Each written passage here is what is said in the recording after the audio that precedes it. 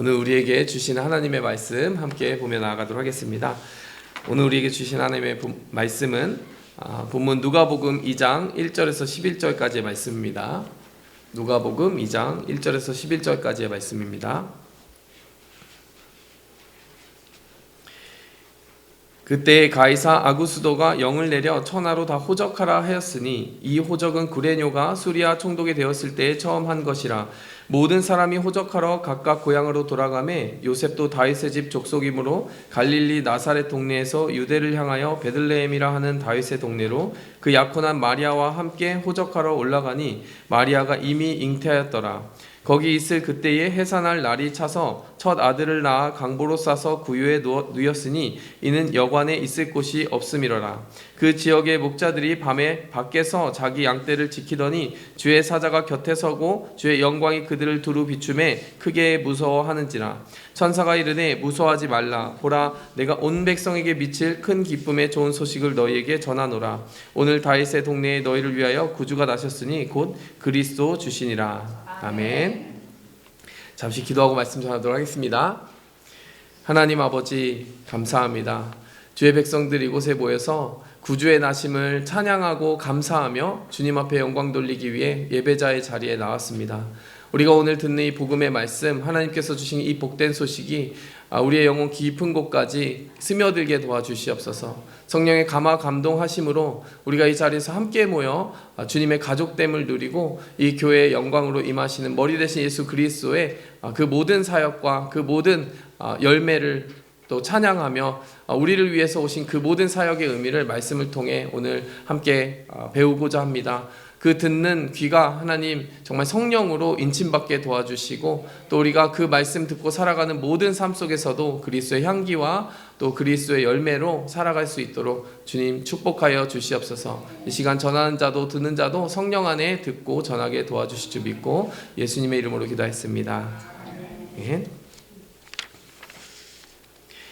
네, 오늘 이 본문 말씀에 참 중요한 우리가 잘 익숙히 알고 있는 신앙의 기초가 될 만한 그러한 단어들과 신학적인 개념들이 등장을 하고 있습니다. 오늘 여기에 보니까요, 큰 기쁨의 좋은 소식을 너희에게 전하노라. 2장 10절 말씀이에요. 우리가 예수님을 믿고 또 예수님의 자녀가 되어서 하나님과 함께 동행하는 삶을 살아간다는 것을 한마디로 이야기할 때 우리가 복음이라고 이야기하지 않습니까? 좋은 소식이라고 이야기를 하는 것이죠. 굿 뉴스라고 이야기하는 것이죠. 예수님이 우리에게 그 길을 열어주셨고 죄로 말미암아 단절되었던 하나님의 통치와 또 인간의 사이를 이어주신 다리가 되어주셨기 때문에 그 소식이 큰 기쁨의 좋은 소식인 것입니다. 한마디로 말하면 2장 10절은 복음이라고 하는 키워드를 여기에 품고 있는 것이죠. 그런가 하면 11절은 오늘 다윗의 동네에 너희를 위하여 구주가 나셨으니 곧 그리스도 주시니라. 예수님의 정체, 그 좋은 소식을 이루시기 위해서 하나님과 우리 사이를 이을 수 있는 유일한 정체성을 가지신 그 하나님의 아들이자 또 인간의 몸으로 오신 그 예수님의 정체를 오늘 11절은 밝히고 있는 것입니다. 구주가 나셨으니 곧 그리스도 주시니라. 아멘. 그리스도는 anointed one, 기름 부음을 받은 자라고 하는 의미를 가지고 있습니다. 왕과 선지자와 제사장의 삼중 직책을 가지시고 그로 말미암아 우리 인류를 하나님 아버지께로 이끌 수 있는 하나님이 주신 기름 부음을 받았다라는 의미를 가지고 있죠. 또 구주라는 의미는 무엇입니까? 그 이름 자체가 그 의미를 가지고 있어요. Jesus, 예수라고 하는 그 의미 자체가 구약 성경에는 여호수아라고 하는 그 어원과 같습니다. 구원한다라는 의미를 가지고 있어요. 그래서 11절 말씀에 예수 그리스도라고 하는 그 의미가 다 한꺼번에 들어가 있는 것입니다. 그니 복음이라고 하는 그 신학적인 개념, 그리고 11절에 예수 그리스도라고 하는 예수님의 정체성을 나타내는 그 모든 직함과 이름이 한꺼번에 등장한 아주 중요한 본문이라고 이야기할 수 있을 것입니다. 여러분, 예수님의 구원을 사모하십니까? 예수님의 구원을 감사하십니까? 오늘 이 본문 말씀은 우리가 그 구원을 받아서 그 좋은 소식, 복음으로 말미암아 하나님의 자녀된 것을 어떻게 시작하였는지 보여주는 본문이 되는 것이에요. 여기서 우리가 하나님이 주신 구원의 선물이 무엇인지 짚고 넘어갈 필요가 있습니다. 여기에 보면 구주가 나셨으니 라고 했는데요. 여러분, 이것을 신학적으로 redemption, 구속이라고 하는 개념과 연결져 생각할 수 있습니다. 구속이 무엇입니까? 제가 신앙생활을 이제 처음 시작할 때 우리를 구속해 주셨다라고 할 때 저는 그게 뭐 이렇게 arrest, 구속을 한다, 붙잡는다라고 하는 의미로 착각한 적이 있어요. 그런데 알고 보니까 arrest가 아니라 redemption이더라고요. 값을 주고 되사다라고 하는 것이죠. 성경에 계속해서 등장하는 개념이 무엇입니까? 우리가 하나님과 단절되어 살아가는 그 상태가 바로 잃어버린 상태라고 하는 것을 이야기해주고 있어요. 잃어버린 우리를 다시 사시기 위해서 하나님께서 하나님 편에서 값을 지불하셨어야만 했고 값을 지불해 주셨다라고 하는 것이 구속의 의미인 것이죠. 오늘 본문 말씀을 보면은 예수님이 우리에게 오신 이 사건을 통하여 하나님의 구속 사건이 정말 클라이막스를 향해 다가가고 있는 것을 볼 수 있어요. 여러분, 우리는 흔히 예수님의 구속 사역이 언제 완성되었느냐라고 하면 십자가를 떠올리곤 합니다. 왜냐하면 우리를 위해 치르셔야 되는 값이 십자가에서 가장 적나라하게, 가장 완벽하게 치러졌기 때문이에요. 자, 그런데요, 오늘 이 본문 말씀을 보니까 사실 예수님이 이미 성육신하신 그때부터 구속의 사역은 시작되었다라고 우리는 볼 수 있습니다. 왜냐하면 죄로 말미암아 무너진 우리의 인간의 형상을 온몸으로 끌어안으신 거잖아요. 하나님의 독생자가 인간의 몸을 입으신다는 것 자체가 우리를 품기로 작정하신 것입니다. 인간의 현실 속에 들어오셨어요. 연약함 속에 들어오셨어요. 그것은 우리를 사신 겁니다. 우리 안에 우리의 현실 속에 녹아 드시겠다라고 선택을 하신 거예요. 예수님의 구속은 십자가에서 완성되었지만 그 시작은 이미 예수님의 성육신과 함께 시작되었다는 것을 우리는 본문 말씀을 통해 살펴볼 수가 있게 되는 것이에요. 예수님이 우리를 사주실 때, 예수님이 우리의 현실 속에 들어오실 때 어떤 일이 일어날 것인가, 어떤 은혜를 우리는 받게 되는 것인가, 오늘 본문 말씀을 통해 함께 살펴볼 수 있게 됩니다.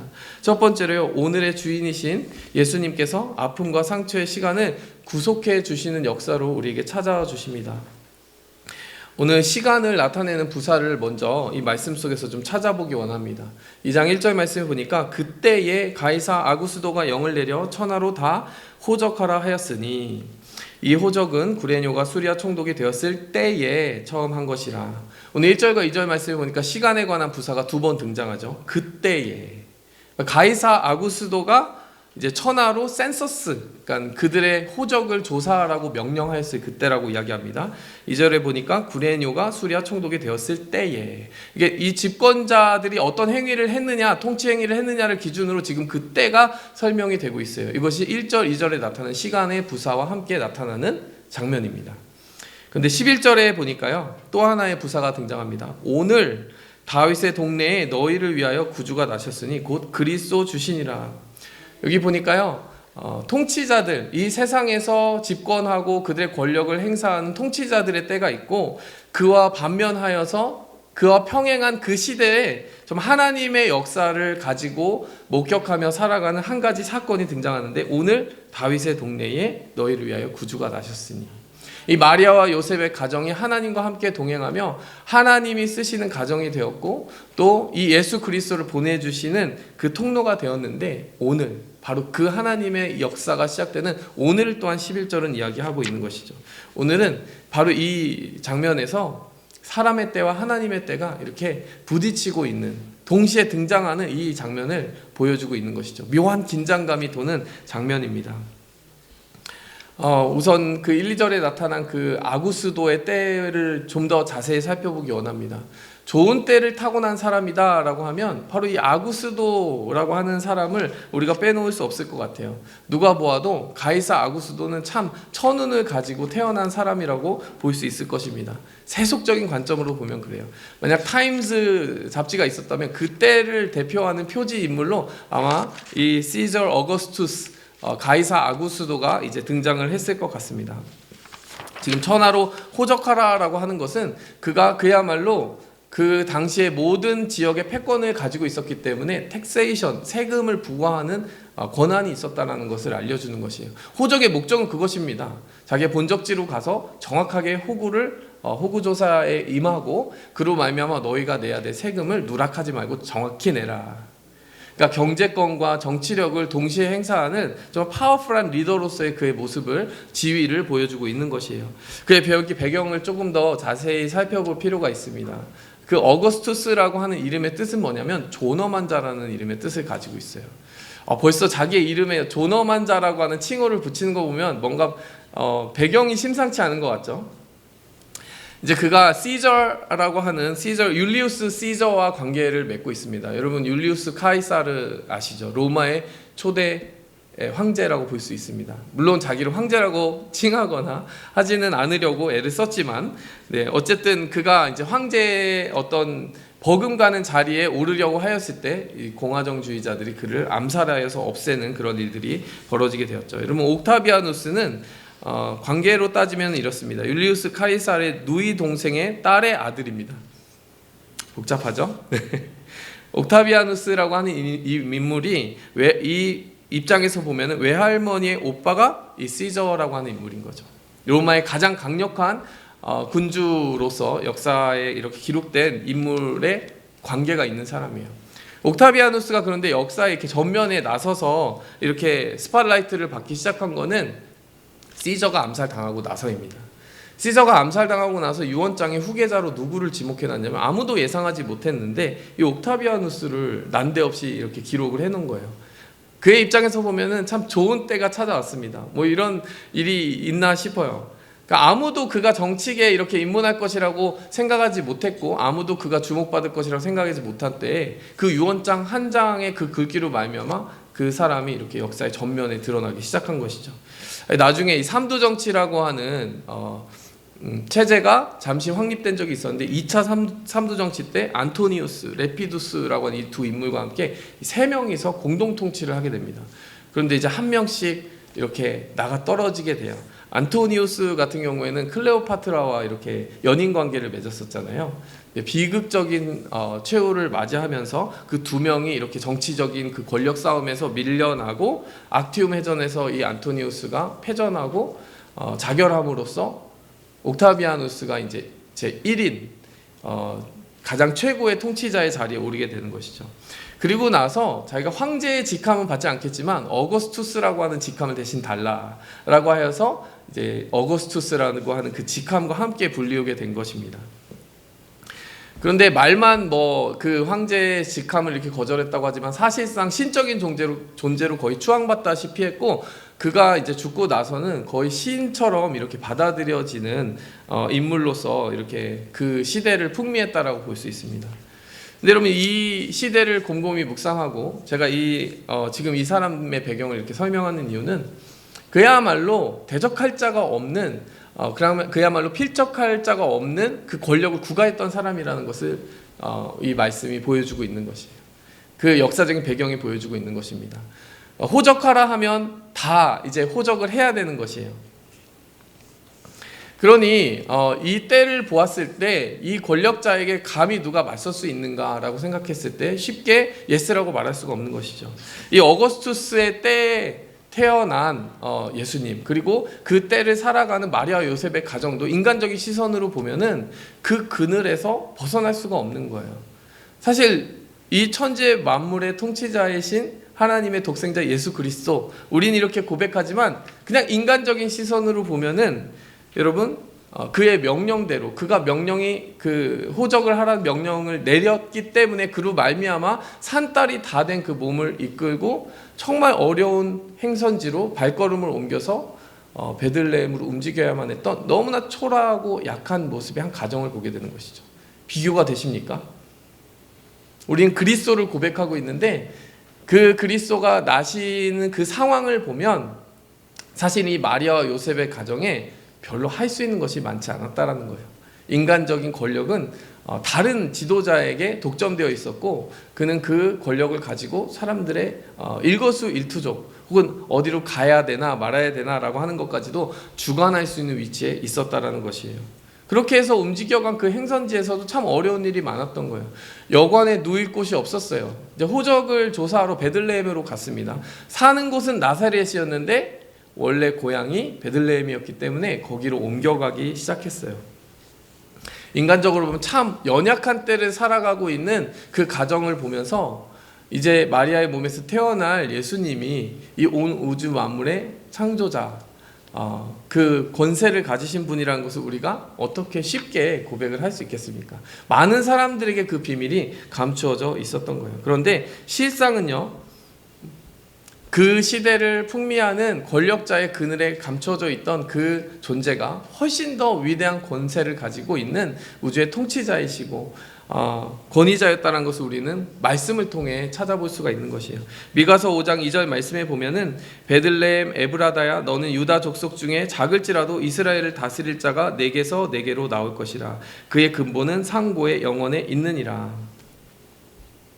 지금 이 베들레헴으로 가야만 했던 그 상황은 이 황제가 강제한 상황인 것처럼 보입니다. 베들레헴으로 굳이 가서 이제 마지막 산딸을 앞두고 거기 이동할 필요는 없잖아요. 그냥 편안한 모든 일가 친척들의 도움을 받으면서 나사렛에서 아이를 낳으면 되잖아요.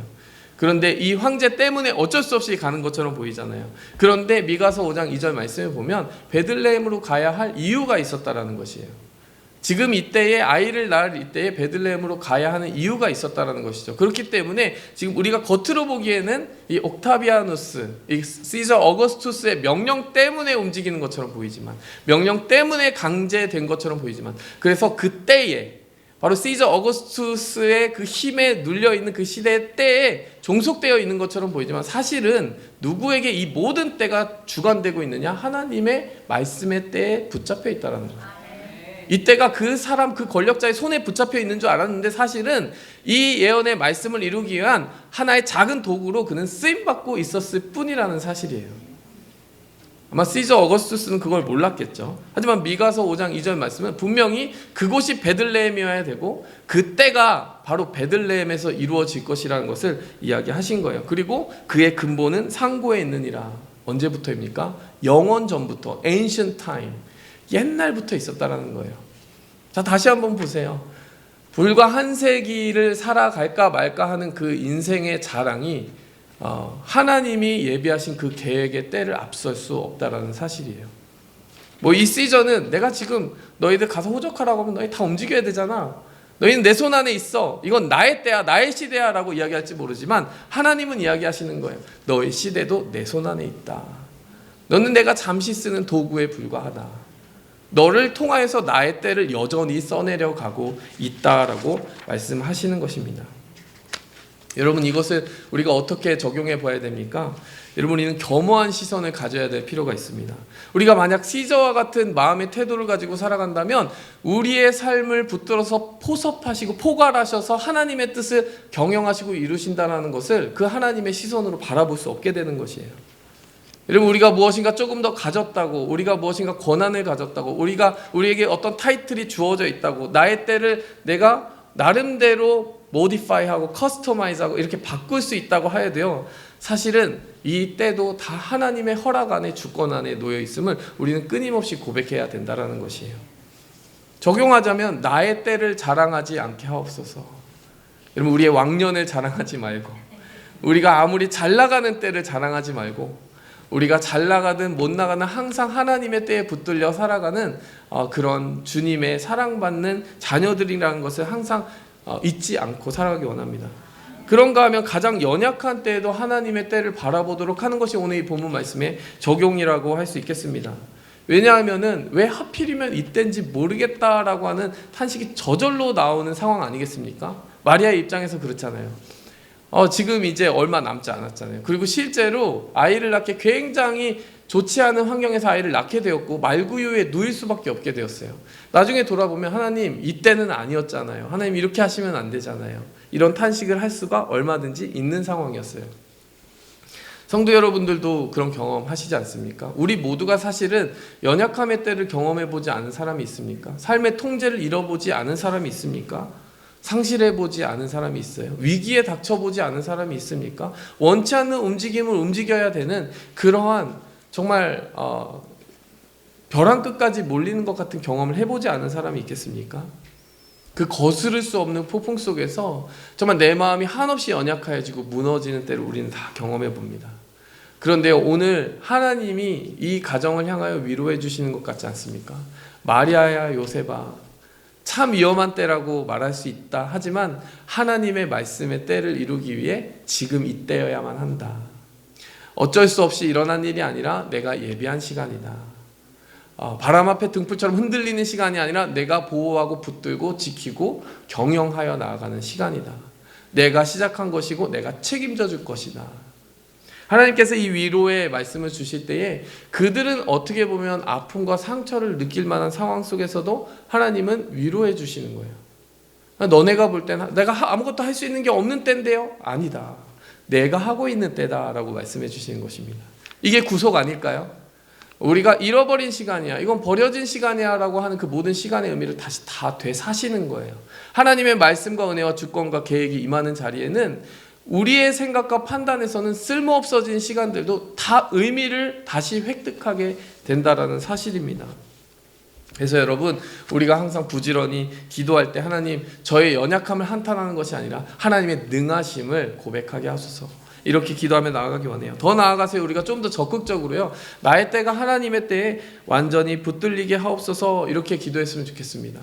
왜냐하면요, 조금 이 본문을 묵상하면서 저는 아쉬웠던 지점이 있어요. 어떤 지점이냐면, 아이를 출산하였는데 아무리 여관에 자리가 없어도 말 구유에 아이를 누여야만 하는 상황이 펼쳐진 것이 너무 아쉬웠습니다. 왜냐하면요, 한국인들이라면 그렇게 안 했을 것 같지 않아요?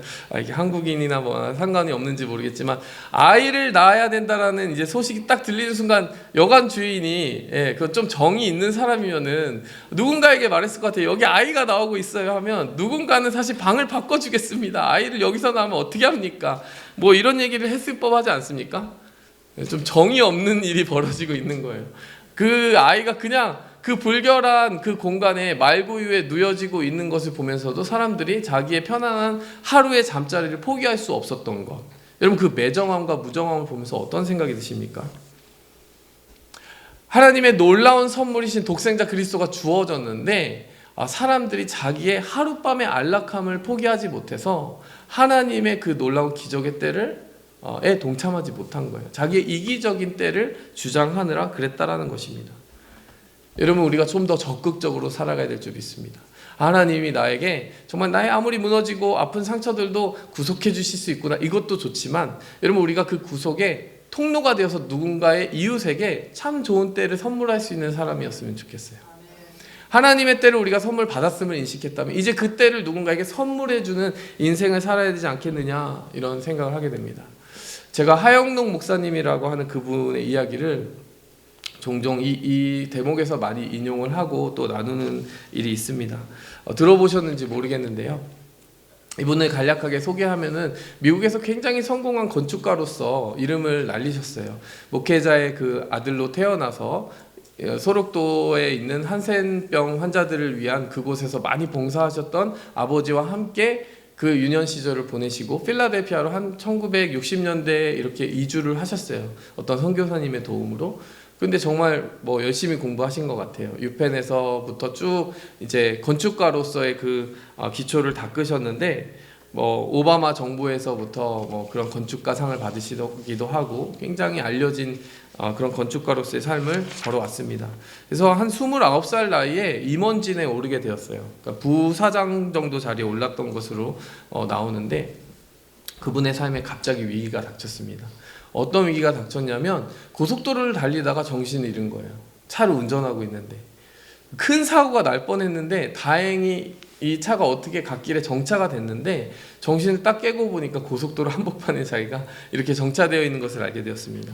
알고 보니까 심실빈맥증이라고 갑자기 심장이 빨리 뛰는 그런 증상이 닥치게 되었는데, 그로 말미암아 정신이 이렇게 패스아웃이 되고 그런 증상이 이제 왔던 것이에요. 심장이 갑자기 뛰니까 혈압도 오르고 그런 위기가 찾아온 것이죠. 잠시 지나가는 증상인 줄 알았는데 2년 동안 투병을 하셨어요. 2년 동안 투병을 하는 동안 심장을 받지 않으면 안 된다, 오래 살려면, 그러니까 결국엔 생존하려면 이식을 받아야 된다라고 하는 그런 처방을 받게 되었습니다. 그런 진단을 받게 되었어요. 자, 그런데 이제 병원에서 오랜 투병 생활을 하는 동안에 마지막에 그 마음을 추스리면서 이제 죽음이 가까운다고 느끼고 한 5개월 동안 성경을 열심히 통독하셨다라고 그래요. 한국어로 그리고 영어로 이렇게 통독을 하셨는데 결론 한 가지를 얻게 되었다라고 합니다. 하나님이 나에게 선물로 주신 인생임을 알았고, 내가 만일 그 선물로 받은 인생으로 하나님의 사랑을 받았다면, 그리고 내가 하나님을 사랑한다면 나도 역시 그렇게 이웃을 사랑해야 한다라고 하는 그런 아주 간결한, 하나님을 사랑하고 이웃을 사랑하라는 그 간결한 결론에 도달을 한 것이에요. 이렇게 말씀을 거기에 적고 있더라고요. 이웃은 나에게 그리 중요하지 않다고 생각하며 사는 나에게 이웃의 심장이 없이는 한 번의 숨도 편히쉴 수 없는 병을 허락하셨던 것인지도 모르겠다는 생각이 들었다. 뭐 그냥 혼자 살아도 잘 나가는, 어쩌면 시저 어거스투스처럼 되는 대로 다 되는, 내 때가 내 손 안에 있는 그 인생을 살았는데, 그때 하나님이 주신 연약함의 그 순간을 맞이했을 때 이웃의 심장 없이 살아갈 수 없다니, 그 연약함과 의존성 속에 두었을 때 하나님이 그것을 통해 나에게 말씀하신다는 느낌을 받았다라는 거예요. 그러면서 이렇게 고백을 합니다. 나는 하나님과 나만의 관계만을 생각하며 이웃에게 무관심했던 삶이 얼마나 위험천만한 삶인지 깨닫게 되었다. 그러니까 어떤 경제적인 어려움이나 사회적인 어려움에 처한 적은 없었지만 사실 어떠한 필요에도 의존할 필요가 없이 자신 혼자만의 성을 쌓고 있는 그 삶이 너무나 위험했다는 것을 알게 되었다는 사실이에요. 그래서 만일 저를 살려주시면 이웃을 위한 삶을 살겠다, 이웃을 내 몸과 같이 사랑하며 살겠다라고 고백을 했는데 불과 몇 분 뒤에 그 기도를 드리고 나서 바라던, 기다리던 심장이 도착했다는 소식을 의사로부터 듣게 된 것이에요. 이제 이식만 받으면 정말 하나님을 위해서 열심히 살아야 되겠다, 희망찬 생각을 하고 있는데, 그런데 또 의사가 지나가면서 이 말을 덧붙였습니다. 근데 옆 병실에 있는 환자는 참 너무 불쌍해요. 이제 이틀이면 죽는데 당신에게 똑같은 혈액형과 크기의 심장을 받으면 살 수 있어요 라고 이야기를 하는 거예요. 왜 굳이 그 말을 해가지고 이 하영록 회장님이 그 얘기를 딱 듣는데, 자기가 방금 전에 기도했잖아요. 이웃을 내 몸과 같이, 내 몸에 필요한 똑같은 혈액형과 똑같은 크기의 심장이 필요한 사람이 죽어가고 있대요. 하필이면 또 그 기도를 그때 했어요. 그때에 하나님이 마치 정말 말씀하시는 것 같은 느낌을 받아서 저 이 심장 안 받으면 얼마나 더 살 수 있습니까? 라고 묻게 됐다라는 거예요. 그랬더니 의사가 막 손사래를 치면서 절대 그런 뜻 아니니까 지금 하려는 그 말을 하지 말라고, 이 심장 받으셔야 된다고, 일주일 버티면 잘 버티는 거고, 정말 간신히 살게 하면 생존까지는 한 달을 생존하게 해드릴 수는 있다. 근데 이 심장을 안 받는 거는 좀 상상할 수 없는 옵션이다. 이렇게 이야기를 했다라는 거죠. 그런데 하나님의 그 마음을 느끼게 되었어요. 죽어가는 저희에게 지금 이때에 너의 그 받아야 될 심장이 필요하다. 그러면서 누군가를 살리기 위해서 값없이 되는 것은 없구나. 예수님이 우리를 피값 주고 구속하셨듯이 그 사랑을 깊이 묵상했던 이 팀 하스가 아마 그 생각을 좀 했던 것 같아요. 결국 내 생명을 포기하지 않고 누군가를 살린다는 게 가능한가? 그게 성경의 진리인가라고 생각했을 때는 내 몸과 같이 누군가를 사랑하려면 내가 받을 심장 당연히 양보해야지라는 생각을 하게 되었다는 거예요. 그리고 나서 의사의 예견대로요, 정말 포기를 했는데 그 사람은 잘 살게 되었고 살아나게 되었고, 심장을 포기했던 이 티마스가 일주일 만에 혼수 상태에 빠진 거예요. 죽을 뻔했습니다. 그리고 나서 이제 한 달의 시한이 있었잖아요. 근데 거짓말같이 한 달이 끝나가는 그 시점에 두 번째 심장을 받게 됐어요. 물론 좋은 심장은 아니었고 알코올 중독자의 심장이었습니다. 그만큼 위기였기 때문에 어쩔 수 없이 그 심장을 이식해 준 거예요. 자, 그런데 정말 그때가 얼마나 정말 하나님께서 축복해 주시는 기적의 때로 바뀌는지, 나중에 좋지 않은 심장을 받은 것과 또 심장을 한번 양보했기 때문에 심장 이식을 본래는 한 번만 받을 수 있는 그 권한이 한 번 더 주어져서 또 다시 심장 이식을 받을 수 있는 때가 되었고, 더 중요한 것은 그 심장을 받은 사람의 삶이 변화되었다라는 사실이에요. 무엇보다 의사도 유대인이었는데 완전히 그 세속화된 유대인이어서 기도조차 하지 않는 사람이었는데, 나중에 이 티마스에게 이런 얘기를 하더라는 거예요. 내가 평생 해보지 않은 것을 당신 때문에 했다. 기도라는 걸 해봤다. 이 사람을 살리게 해달라고, 자기 심장을 포기한 그 사람을 살리게 해달라고 기도를 했다라는 거예요. 근데 이 스토리가 정말 많은 사람들의 가슴을 울리게 되었고, 많은 사람들 하나님께로 이끌어가고, 정말 하나님 앞에 살아가고 사랑을 실천한다는 것의 구체적인 의미를 깨닫게 해주었던 그런 간증으로 남아 있습니다. 페이버라고 하는 책으로 이렇게 출간이 되어 있어요. 여러분, 이 상황을 보면서 제가 오늘 본문 말씀 함께 생각했습니다. 티마스의 때는 사실은 어떻게 보면 내가 내 심장 받아가지고 내가 살아나면 내 때가 되는 거 아닌가 이런 생각을 했는지 모르겠지만 그 정도가 아니었던 거죠. 말씀을 통해 마주쳤던 그가 살아가야 한다고 하나님께 받은 때는 무엇이었냐면 너의 이웃을 정말 내 몸처럼 사랑해야 한다라고 하는 그러한 그 명령을 지금 당장 실천하는 바로 그때를 의미하는 거였어요. 그냥 자기만을 위해 살아갔던 그때가 하나님의 때에 어떤 침입을 받은 거죠. 하나님의 때를 만나게 된 거죠. 그러고 나니까 그의 때가 이웃을 위한 때로 사용받게 되었다는 것입니다. 더 넓은 품의 크기로 커지게 되었다는 사실이에요. 여러분, 오늘 이 본문 말씀과 우리가 함께 나아갈 때 여러분, 아픔과 상처의 시간을 예수님이 구속해 주신다라는 저 진리를 정말 믿는다면요, 여러분, 그 예수님이 내 안에 살아계실 때에 바로 내 때가 누군가의 때가 되어서 누군가의 아픔과 상처를 내가 보듬어주고 또 그를 향한 예수 그리스도의 구속의 사역이 이어져 갈 수 있도록 우리가 기도해야 될 줄 믿습니다. 우리가 쓰임받을 수 있도록 우리의 때를 내어드릴 수 있기 원합니다. 두 번째로요, 여기에 주인이신 예수님께서 언약이 머무는 그 장소를 구속해 주십니다. 오늘 본문 말씀에 보니까 2장 1절에는 천하를 다 호적하라고 하였어요. 천하를 호령한다라는 표현이 있죠. 이 아구수도에겐 할 수 없는 것이 없어요. 그의 권력이 미치지 않는 곳이 없습니다. 천하가 내 손 안에 있어요. 자, 그런데 2장 11절에 보니까 정말 하나님의 역사가 일어나는 곳은 이렇게 불리우고 있습니다. 오늘 다윗의 동네에 너희를 위하여 구주가 나셨다. 여러분, 하나님의 눈은 그런데요, 이 천하를 호령한다라고 주장하는 그 시저 어거스투스의 로마에 있지 않고 어디에 있는 것입니까? 지금 그 천사를 보낸 곳은 바로 이 베들레헴 다윗의 동네였다는 사실을 우리는 기억해야 될 줄 믿습니다. 가끔 우리가 별로 가고 싶지 않은 곳이 있을 수 있어요. 이 현실은 내가 바란 것이 아닌데, 이 사회적인 로케이션 내가 원한 것이 아닌데, 이 피지컬 로케이션 내가 원하는 것이 아닌데, 그런데요, 하나님의 약속이 그 가운데 머문다면 그곳이 아주 특별한 곳이 될 수 있다는 것을 오늘 이 본문 말씀 이야기하고 있는 거예요. 여러분, 베들레헴이 특별한 이유는 무엇입니까? 베들레헴을 오늘 뭐라고 부르고 있습니까? 다윗의 동네라고 부르고 있습니다.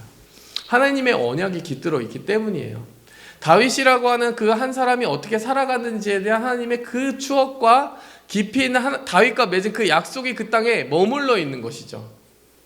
하나님이 좋은 땅이다라고 하는 곳은 어디입니까? 좋은 사람이 살아가는 곳이에요. 좋은 사람은 누구입니까? 하나님과 믿음과 언약, 은혜 안에서 약속을 맺고 살아가는 삶이에요. 그 사람이 살아간 모든 곳이 사실 특별하고 의미 있는 곳이라는 거죠. 여러분, 사실 제가 사진 찍는 걸 굉장히 좋아합니다. 그래서 사진을 너무나 많이 찍고, 제가 예전에 청년 사역을 할 때 사진을 하도 습관적으로 이렇게 카메라를 들이대니까 나중에는 거의 포기하듯이 이렇게 찍으라고 하는데, 늘 받는 질문이 있어요. 그 사진 다 어디로 가냐고 물어봐요. 어디로 가겠습니까? 구글 포토에 간다 이렇게 이야기를 하는데, 사실은 더 나은 답이 있습니다. 내 마음속에 저장한다. 내 마음속에 저장, 제 마음속으로 이렇게 답을 해요. 왜 제 마음속에 저장을 하겠습니까? 그 장소가 이뻐서일까요? 랜드마크여서일까요? 특별한 곳일까요? 그 특별한 곳이 특별하게 만드는 것은 특별한 사람들과 함께 있기 때문이에요. 하나님과 함께 교제하고 예배하고 섬기고 정말 그 특별한 추억들을 쌓아갔던 모든 곳이 사실 빛나는 것입니다. 그 장소가 빛나고 특별하고 특권이 있는 곳이어서가 아니라 정말 따뜻한 하나님의 사랑을 공유하고 나눌 수 있는 누군가와 함께 한다면 그곳이 빛나는 것이죠. 지금 이 다윗의 동네에 대해서 하나님이 특별하게 생각하신 이유는 풍수지리가 좋아서겠습니까? 거기 권력이 집중돼서이겠습니까? 아니에요. 내가 사랑했던 다윗이 있었기 때문이다. 그거 말고 다른 이야기가 있겠어요? 하나님께서 그곳에 따뜻하고 인격적인 관계를 맺었던 모든 추억들을 생각하는 것이죠. 여러분, 그곳이 하나님이 기억하시는 장소라는 것을 우리가 기억하기 원해요. 작은 곳이지만 작지 않은 곳입니다. 하나님에게는 크기보다 깊이가 더 중요해요. 아무리 작은 곳이어도 깊이 하나님과 어떤 관계를 맺고 살아간 그곳은 항상 의미 있게 되는 것이에요. 우리가 있는 곳이 그렇게 되었으면 좋겠습니다. 우리가 하나님과 의미 있는 관계를 가지고 매일같이 하나님께 드려지는 삶을 살아감을 말미암아 내가 속한 모든 곳이 의미 있어지는 역사가 있었으면 좋겠어요.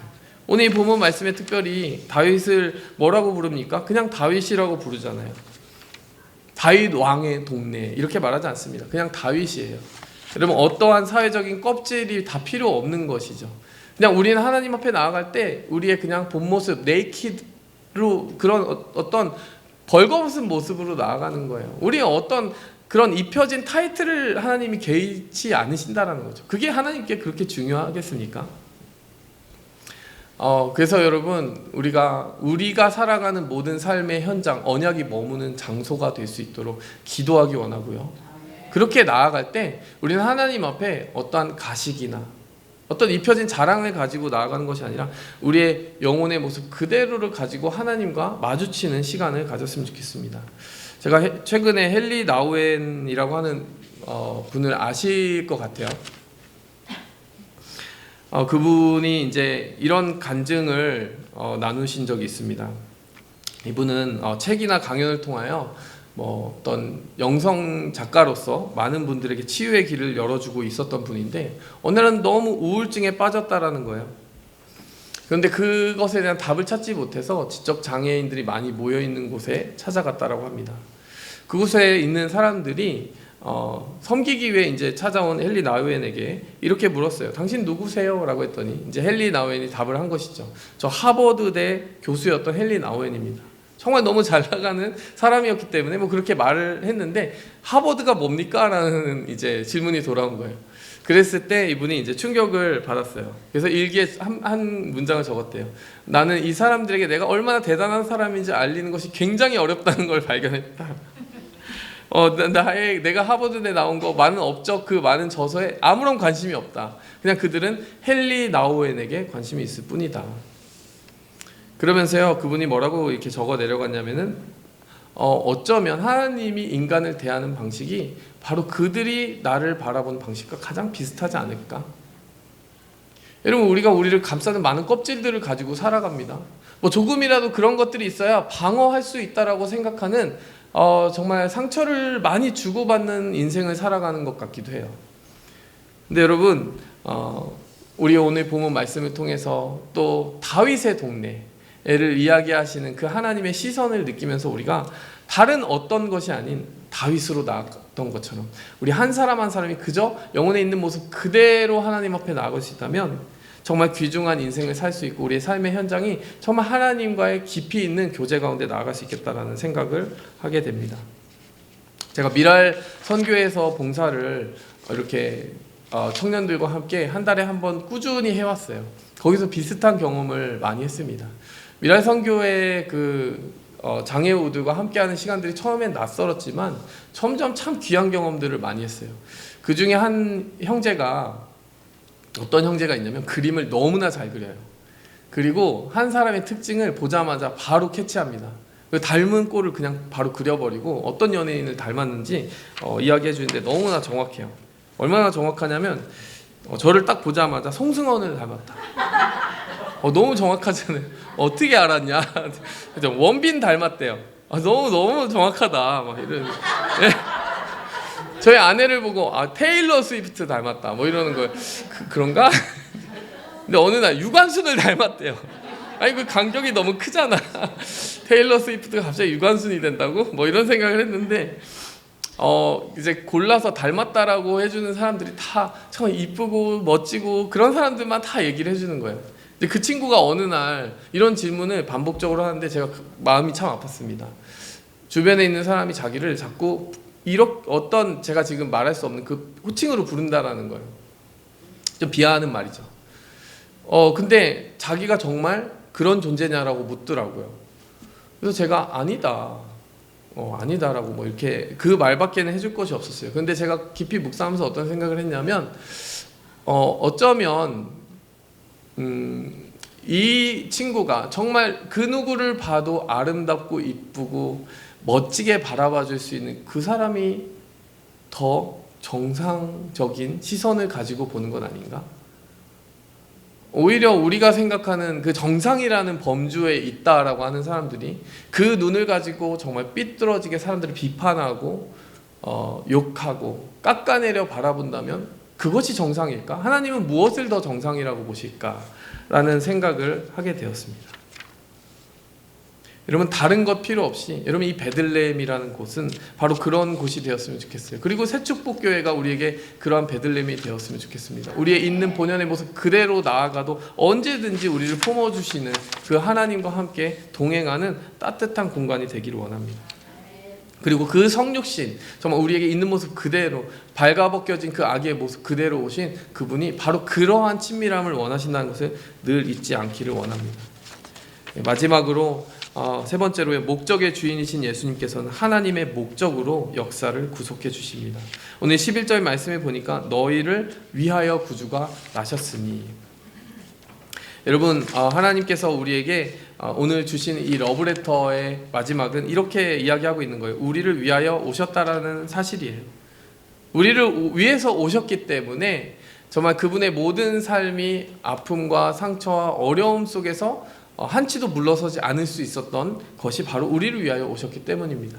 우리가 속해서 살아가고 있는 이 세상이 그렇게 아픈 공간이었기 때문에 예수님께서는 그 아픔의 한 방울까지 놓치지 않고 다 맛보기에 오신 거예요. 탄생에서부터 말구유에서부터 십자가까지 단 한 챕터도 포기하지 않고 우리를 위하여 사셨습니다. 오늘 이 말씀을 깊이 묵상하면서 저는 어떤 생각을 하게 되냐면, 만약 그렇다면 우리를 위하여 오신 예수님을 받아들인 우리는 또한 누군가를 위해서 살아갈 그 부름을 함께 받은 것이다라는 생각을 하게 됩니다. 우리를 위해 오셨구나 박수하고 끝나는 것이 아니에요. 그 받을 자격 없는 사랑을 받은 나는 도대체 왜 받았을까? 그것을 누구에게 누구를 위하여 흘려보내야 하는가라고 하는 질문이 바로 그 복음에 같이 딸려 들어왔다라는 사실이에요. 여러분 아브라함의 복이 바로 그런 것 아닙니까? 창세기 12장 1절에서 2절 말씀은 저는 참 좋아하는데요. 너에게 복을 주어 내 이름을 창대하게 하리니 너는 복이 될지라. 복을 준다는 것은 받을 복이 있다는 거예요. 근데 복이 된다라는 것은 누군가에게 복덩어리가 되라, 복을 줄 복이 있다는 것이죠.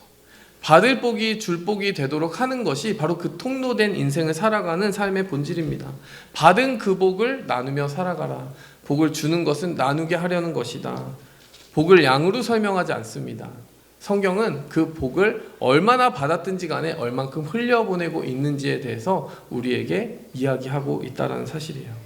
흘러가지 않는 복은 아무리 많아도 복이 아닙니다.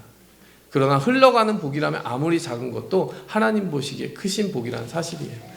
우리를 위하여 오셨다라고 하는 그 말씀을 우리가 가볍게 흘려듣지 않았으면 좋겠습니다.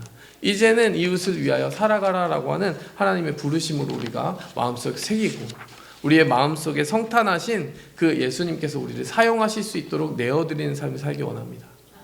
이 말씀의 진리가 우리 가운데 깊이 새겨지기 원하고 기도하며 주님 앞에 나아가도록 하겠습니다. 하나님 아버지 감사합니다. 오늘 이 말씀을 통하여서 성탄하신 그 예수님의 진리를 우리가 깊이 묵상하였습니다. 우리가 생각할 때 정말 질서 없이 흩어진 것 같은 그때도 하나님의 통제가, 하나님의 주권이, 그 아름다운 역사가 있습니다. 우리가 생각할 때 정말 별 볼 일 없는 그곳도 정말 하나님의 임재와 교제가 있다면 그것이 하나님이 추억하시는 가장 아름다운 곳임을 생각합니다. 또한 우리에게 주신 그 목적을 회복시켜 주실 때에 그 성탄의 기적을 누군가에게 전할 수 있는 존재로 우리를 사용하실 것을 믿습니다. 이러한 성탄의 선물이 우리로부터 또 널리 흩어지고 또 흘러가게 도와주시옵소서. 예수 그리스도의 이름으로 감사하며 기도했습니다. 아멘. 이 시간 우리 봉헌기도 드리기 전에 말씀을 기억하면서 몇 가지 우리 통성기도 제목으로 나아가도록 하겠습니다. 우선 첫 번째로 우리 기도하기 원합니다. 우리가 지난 한 해 우리가 살았던 모든 때를 주님 앞에 돌아보기 원합니다. 주님께서 우리의 때를 품어주신다는 것은 그것입니다. 내 생각에는 정말 이 때는, 이 시간은 내 인생에서 지우고 싶다. 너무나 아픈 상처가 있다. 버려진 시간이다 라고 하는 그 시간, 내가 힘을 써볼 수 없는 시간이었다라는 그 시간이 아니다. 나의 사랑과 주권과 은혜가 머물렀고 그 시간을 통해서도 나는 너를 위하여 일하였다. 나의 역사를 위하여 그 시간을 사용할 수 있다라고 말씀하시는 하나님을 마주치는 것입니다. 이 시간 함께 기도할 때요, 혹시 한 해를 살아가며 아팠던 시간이 있습니까? 하나님, 그 모든 때의 의미를 저는 알지 못하지만 하나님, 그 때를 주님의 손으로 붙들어 사용하여 주시옵소서. 더 나아가서 내가 마주치는 위기에 처한 이웃의 때를 정말 하나님의 축복의 때로 바꿀 수 있는 나의 발걸음이 되게 하여 주시옵소서. 우리 함께 우리의 때를 올려드리며 기도하겠습니다. 주여, 주여, 주여.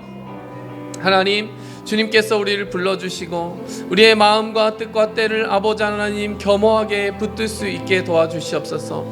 하나님, 정말 주님께서 우리에게 허락하시지 않으면 그 어떤 것도 아버지 하나님 이루어질 수 없습니다. 우리가 시저의 마음으로 살아가는 것이 아니라 하나님 하루하루를 의미 있게 붙드시고 하나님의 그 아버지 하나님 목적으로 보섭하여 주시고 붙들어 주시고 아버지 하나님 구속하여 주신 그 사랑 안에서 그 모든 때를 아버지 하나님 거룩하게 살아감을 아버지 하나님 잊지 않게 도와주시옵소서. 우리의 마음과 심령이 온전히 아버지 하나님 그때의 지혜를 아버지 하나님 주권을 붙들고 계신 하나님 앞에 나아가 아버지 하나님 회복받게 도와주시옵소서. 아버지 하나님 가슴속에 상처와 아픔에 아버지 하나님 쓰라린 아버지 하나님 걸음들이 있었다면 하나님 그 눈물 씻어주시고 하나님 아버지 하나님 그때 어떠한 생명의 역사를 아버지 하나님 담아두셨는지 그 비밀을 하나하나 아버지 하나님 발견해 나가게 도와주시옵소서. 이 시간 더 나아가 기도하기 원합니다. 다윗의 동네에 오셨습니다. 다른 것 필요로 하지 않으세요. 우리의 이름으로 우리를 만나주기 원하십니다. 주님 앞에 무엇을 가리고 갈 필요가 없습니다. 우리가 속한 모든 곳이 바로 그 베들레헴 다윗의 동네처럼 정말 정감 있는 하나님과 깊이 있는 교제와 함께 나아가기 원합니다. 우리의 가정이 그렇게 정말 안전한 공간이 되기 원합니다. 우리의 교회가 그렇게 정말 따뜻한 보금자리가 되기 원합니다. 내가 가는 곳 어디든지 다윗의 동네와 같이 하나님과의 그 따사로운 교제가 정말 번져가는 곳이 되기 원합니다. 이 시간 함께 우리가 속한 모든 것을 하나님께 올려드리며 기도하겠습니다. 주여, 주여, 주여. 하나님, 주님께서 아버지 하나님 우리를 이름으로 만나주십니다.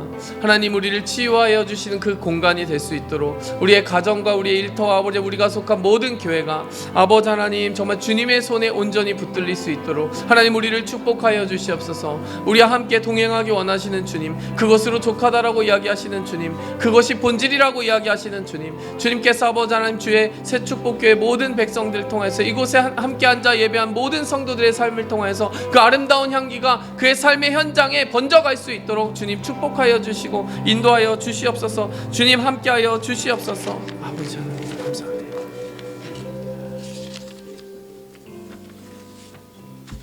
하나님 아버지 감사합니다. 우리를 이끌어서 주님의 자녀 삼아 주시고 우리가 생각할 때 의미 없어 보이는 모든 순간들에 정말 주님의 은혜를 입혀주시고 주님의 사랑과 구속의 권능을 입혀주시니 감사합니다.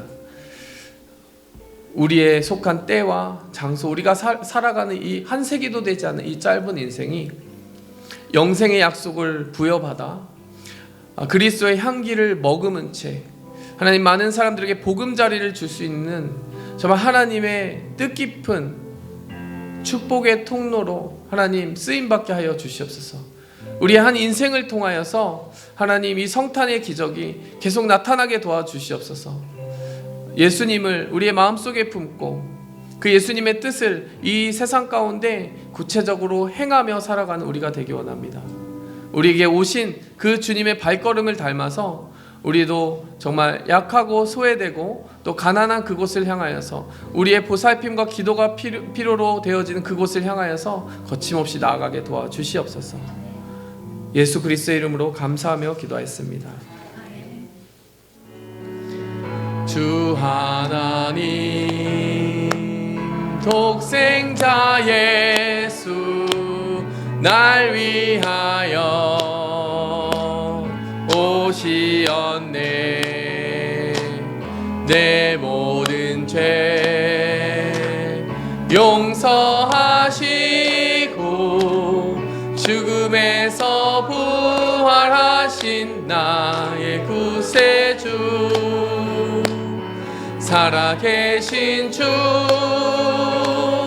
나의 참된 소망 걱정 근심 전혀 없네. 사랑의 주내 갈 길 인도하니 모든 삶의 기쁨 늘 충만하네.